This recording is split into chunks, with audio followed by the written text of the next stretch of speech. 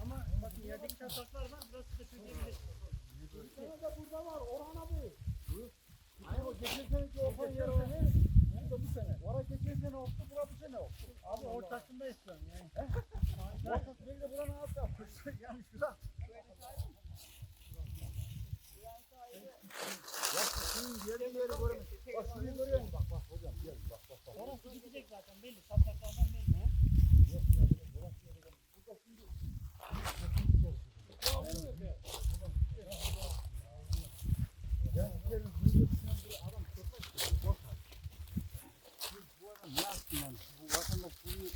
Burası geçen yılın köken obruğu. Bir yıl sonra bu sefer burası çöküyor. Şu anda yerleşim yerine doğru gidiyor. Obruklar artık yerleşim yerini tercih etmeye başladı. Bir şekilde bir tehdit oluşuyor yani.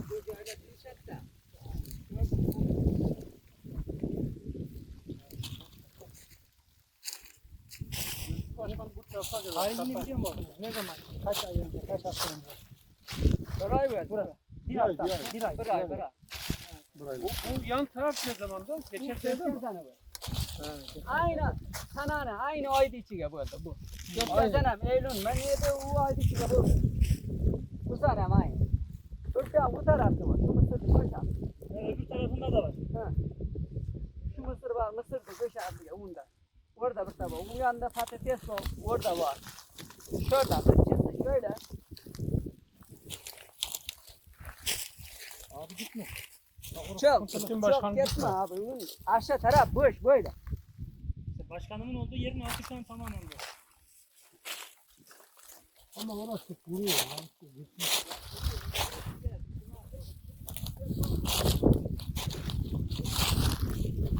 Orada adamın yaptığı yoksa buradan geçti.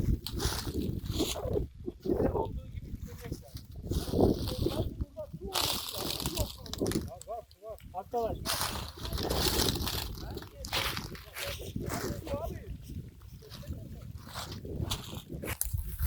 Karapınar ilçemizde uzun yıllardan beridir devam eden bir soruna dikkat çekmek istedik.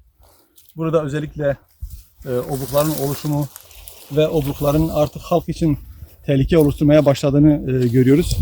Bu obruk mesela geçen yıl meydana gelen bir obruk.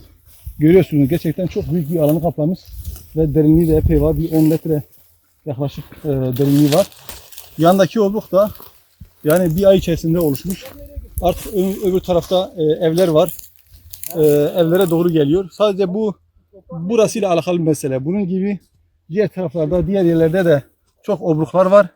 Dolayısıyla bu obruklarla ilgili yapılan çalışmaların bir an önce hayata geçirilmesi ve hayati tehlike oluşturmayacak şekilde bir bilinçlendirmenin insanlara yapılması, obruklar oluşmadan önce yapılacak herhangi bir çalışma varsa bu çalışmanın köylülere bildirilmesi, orada yaşayan vatandaşlarımıza bildirilmesi bu noktada elzemdir ve bu çalışmanın yapılması da lazımdır.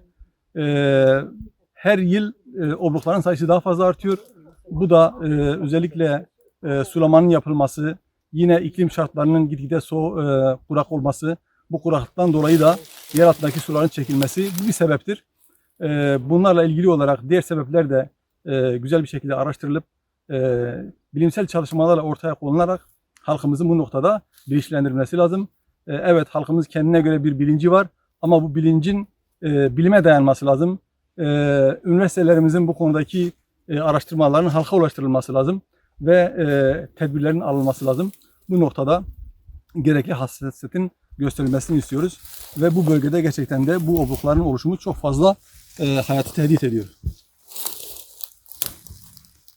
Burada özellikle çiftçilerimizin mağdur edilmemesi, Karapınarlı halkımızın mağdur edilmemesi noktasına da önlem alınması lazım.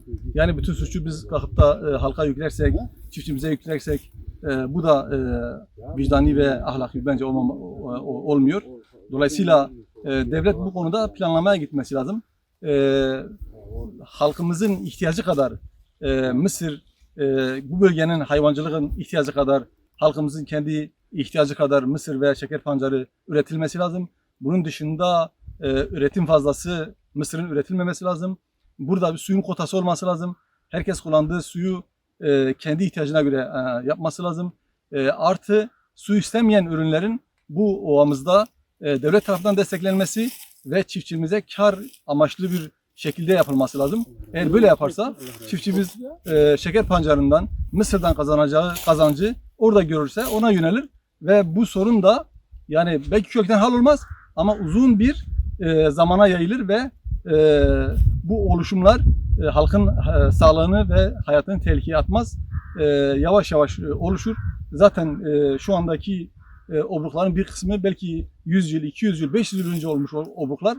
Bunlar çok sık olmadığı için halk bundan etkilenmiyor. Ama son dönemdeki sıklıkla olan obruklar ise halkın hayatını ve yaşamını tehdit ediyor. Bu noktada devletin önlem alması ve bu çalışmaları bence yapması lazım ki hem çiftçimiz mağdur olmasın hem hayatı tehlikeye girmesin.